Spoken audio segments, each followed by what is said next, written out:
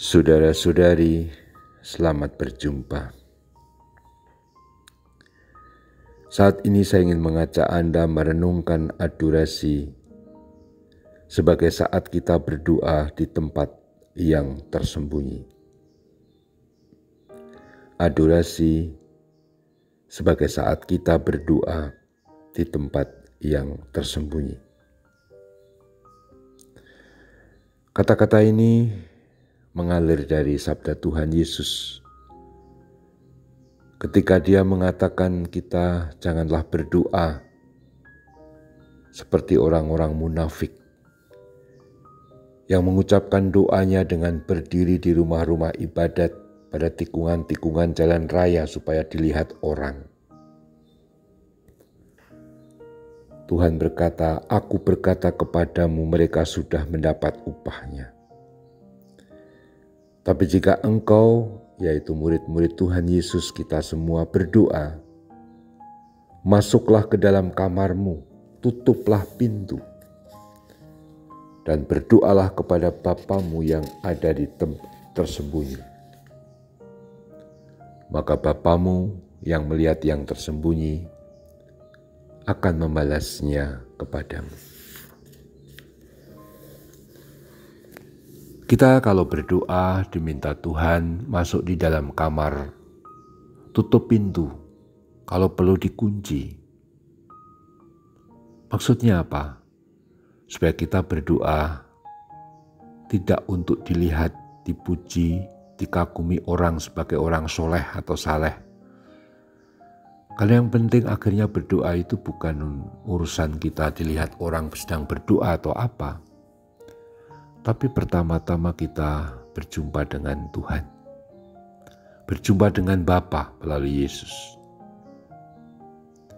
Justru adorasi yang kita lakukan, juga kalau masa pandemi ini masih secara live streaming,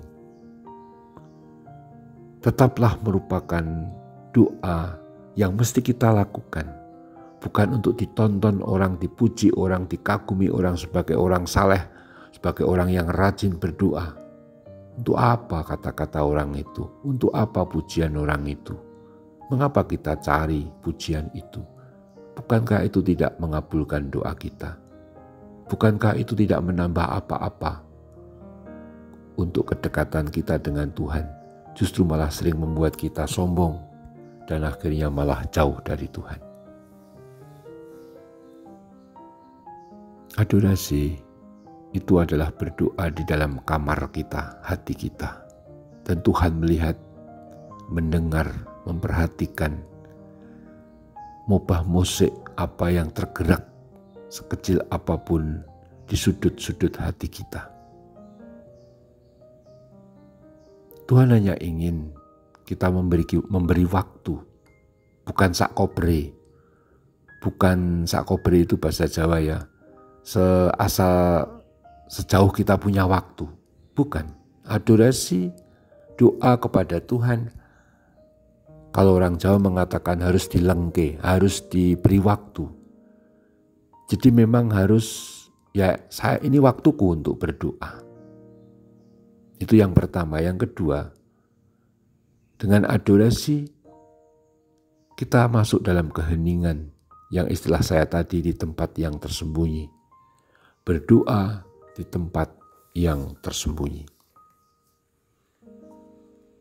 Dari pengalaman saya pribadi pada awal-awal dulu, memang beradorasi tanpa teman, beradorasi sendirian itu sering berat. Tetapi kalau kita pikir-pikir ya, kita itu adorasi untuk apa sih? Oke, pasti kita punya permohonan, doa-doa yang ingin sampaikan kepada Tuhan. Bagus, betul, lanjutkan, itu memang sangat boleh. Saya pun begitu.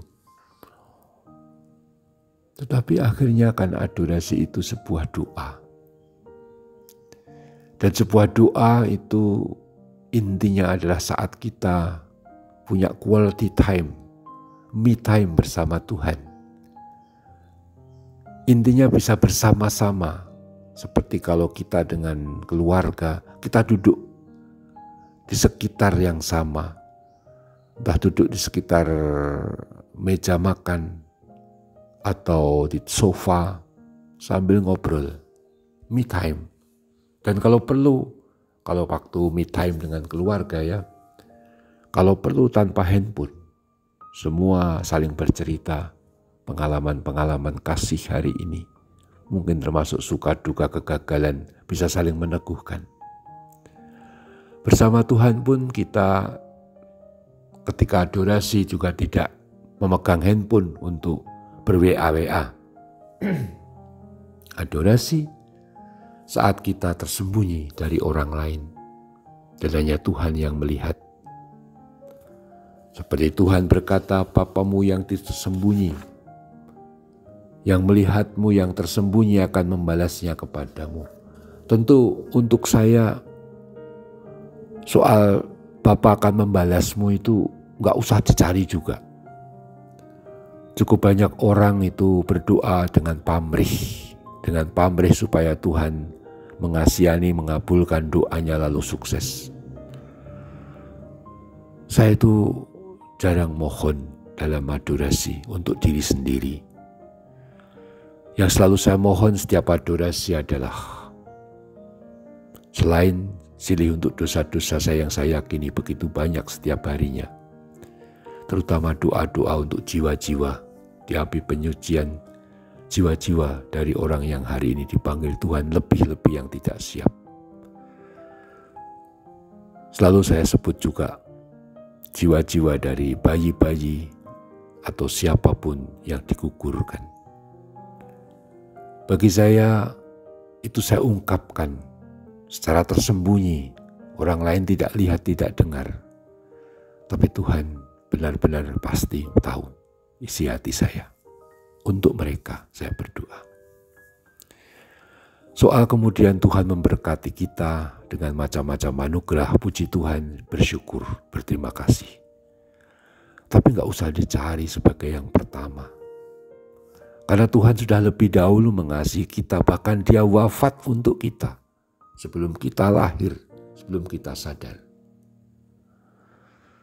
Maka marilah kita adorasi sebagai saat kita memuji meluhurkan Tuhan secara tersembunyi.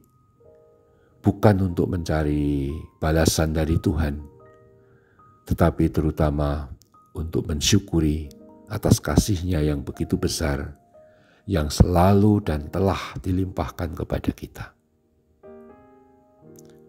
Marilah kita lanjutkan adorasi sebagai saat kita berdoa di tempat yang tersembunyi. Terpujilah Tuhan kita Yesus Kristus untuk selama-lamanya. Amin.